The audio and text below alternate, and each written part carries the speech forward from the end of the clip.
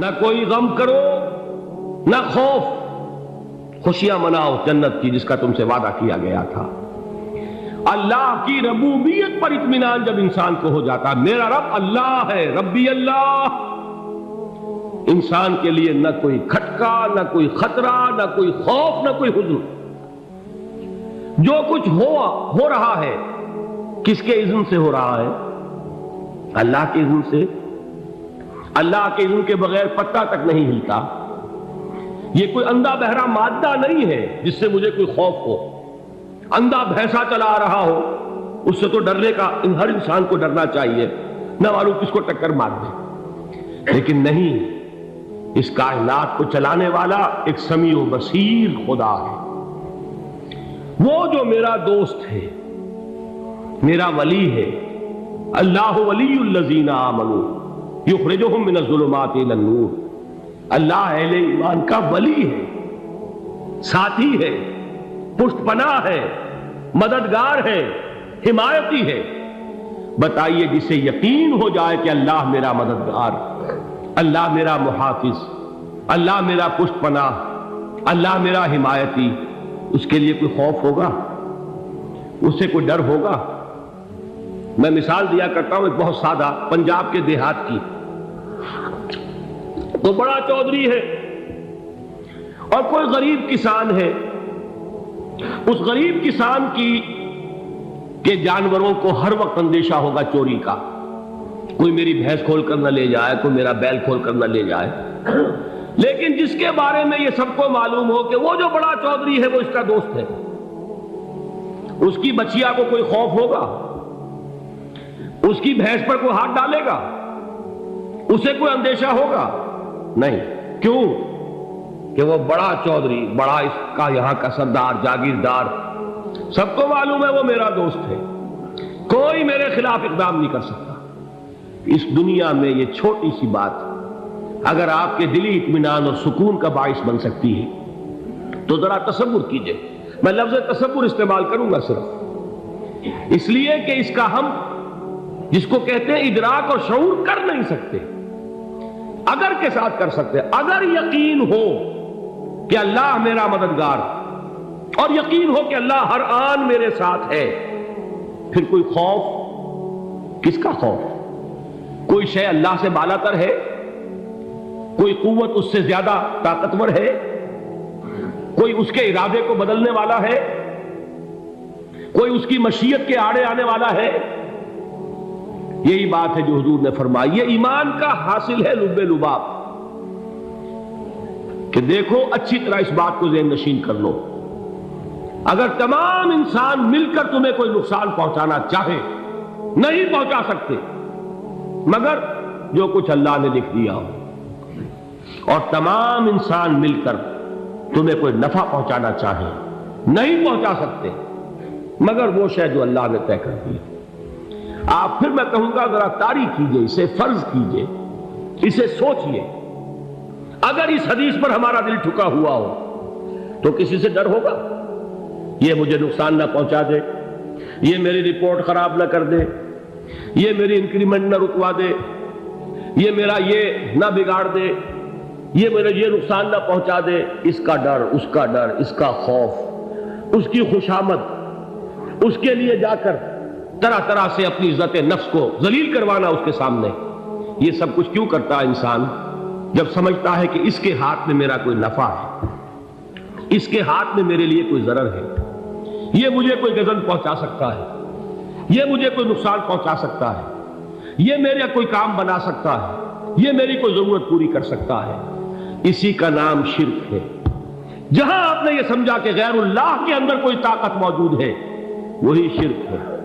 بتوں سے تجھ کو امیدیں، خدا سے نو امیدی، مجھے بتا تو صحیح اور کافری کیا ہے؟ شرک تو یہ ہے۔ جس پر بھی تمہیں یہ خیال ہے، کلمہ ہے یہ کلمہ سوم، لا حول ولا قوت الا باللہ، ذرا اس پر دل کو کبھی اگر آپ تصور کریں، پھر فرض کریں، دل ٹھک جائے اس پر، کوئی طاقت نہیں۔ یہی بات تھی جو شیخ عبد القادر جیلانی رحمۃ اللہ علیہ نے اپنی وصیت میں اپنے بچے سے کہی۔ 11ویں دینے والے ہیں، لیکن حضرت شیخ عبد القادر جیلانی کی وصیت اور تعلیمات کو کتنے لوگ ہیں تم جانتے ہو؟ یہ جن مقامات تک پہنچے ہیں وہ کس چیز کی بدولت پہنچے؟ انہوں نے جو پیغام دیا وہ کیا تھا؟ اے میرے بچے، جس طریقے سے قرآن مجید میں حضرت لقمان کی نصیحتیں جو ہے نقل کر دی گئی ہیں، میں یہ عرض کروں گا بالفرض اگر قرآن حضرت عبد القادر جیلانی کے بعد نازل ہوا ہوتا تو شیخ عبد القادر کی یہ نصیحتیں بھی قرآن میں درج ہوتی۔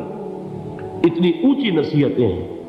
اے میرے بچے، اس حقیقت کو ذہن نشین کر لے، لا فاعل فی الحقیقت ولا مؤثر الا اللہ۔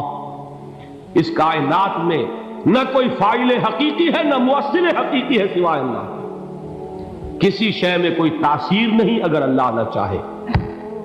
آگ جلا نہیں سکتی اگر اللہ نہ چاہے، پانی ڈبو نہیں سکتا اگر اللہ نہ چاہے، زہر ہلاک نہیں کر سکتا اگر اللہ نہ چاہے، کوئی چیز فائدہ نہیں پہنچا سکتی اگر اللہ نہ چاہے۔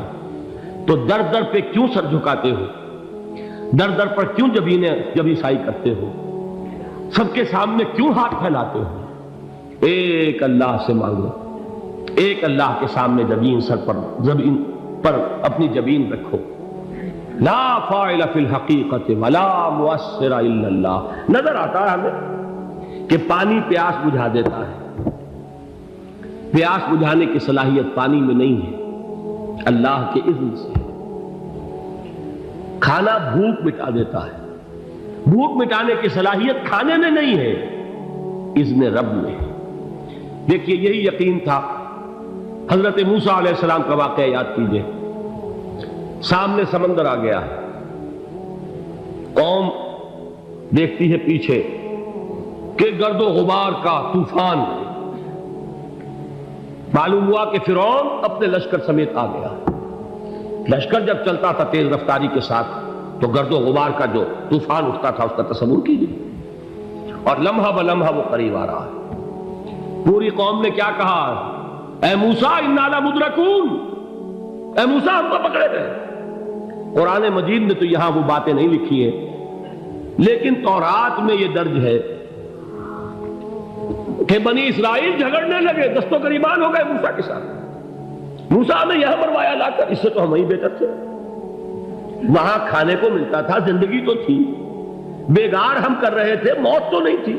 اب جو کچھ ہوگا اس کا تصور کرو، جس طریقے سے ہمارے ٹکڑے اڑائے جائیں گے۔ تو لڑ رہے ہیں حضرت موسیٰ علیہ السلام سے۔ یہ تورات کی تفصیل ہے، قرآن میں صرف اتنا آیا ہے، پریشان ہو کر انہوں نے کہا انا لمدرکون، موسیٰ ہم کو پکڑے گئے۔ اس وقت موسیٰ کا جواب کیا ہے؟ کلا ان معی ربی سیہدین، نہیں، میرے ساتھ میرا رب ہے، وہ راستہ دے گا۔ بتائیے کہاں راستہ نظر آ رہا ہے؟ یہ ہے ایمان بالغیب۔ راستہ نظر نہ آئے تب اللہ پر یقین ایمان ہے۔ جیب میں پیسے ہوں اور تب دل کو اطمینان ہے تو ایمان کس پر ہوا؟ پیسے پر، اللہ پر نہیں۔ جب وسائل و ذرائع نہ ہو اور پھر یقین ہو کہ اللہ مسبب الاسباب ہے، وہ اسباب کا پابند نہیں ہے، وہ اسباب کا محتاج نہیں ہے، اسباب اس کے محتاج ہے۔ اگر یہ یقین ہے تو اللہ پر ایمان ہے، یہ نہیں ہے تو تمہارا ایمان اسباب پر ہے، وسائل پر ہے، ذرائع پر ہے، مادیات پر ہے، اللہ پر نہیں۔ اس وقت کہاں راستہ تھا؟ کوئی راستہ تھا؟ سمندر ہے اور ادھر سے لشکر آ گیا ہے۔ کلا ان معی ربی سیہدین۔ اب دیکھیے ایمان کہہ دینا آسان ہے، ہوا معکم اینما کنتم، جہاں کہیں بھی تم ہوتے ہو اللہ تمہارے ساتھ ہوتا ہے، لیکن اس کا یقین قائم ہو جائے تو زمین و آسمان کا فرق واقع ہو جائے۔ یہی بات ہوئی حضور کے ساتھ۔ غار ہے، چھپے ہوئے ہیں محمد رسول اللہ اور آپ کے وہ یار غار ابو بکر صدیق رضی اللہ تعالی عنہ۔ اقبال نے حضرت ابو بکر کی شان میں چند اشعار کہیں صرف، لیکن واقعہ یہ ہے کہ بھاری بھاری نظموں پر اور قصیدوں پر بھاری ہے، طویل ترین نظمیں اور قصیدے ہوں ان پر بھاری ہے۔ ہمتیں ابو بکر کی ہمت جو ہے، کشت ملت را جو ابر، جیسے بارش سے کھیتی اپجتی ہے، ابو بکر کی ہمت اور عزیمت اس امت کو اسی طرح سینچنے والی ہے۔ ثانیے اسلام و غار و بدر و قبر،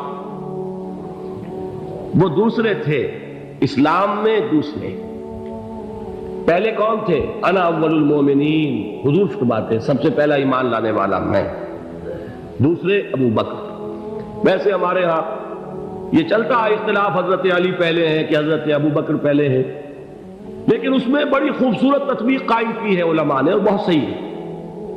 چار کے بارے میں فیصلہ ہی مت کرو کہ کون پہلے، ان کی ایک عجیب تقسیم کر دی ہے۔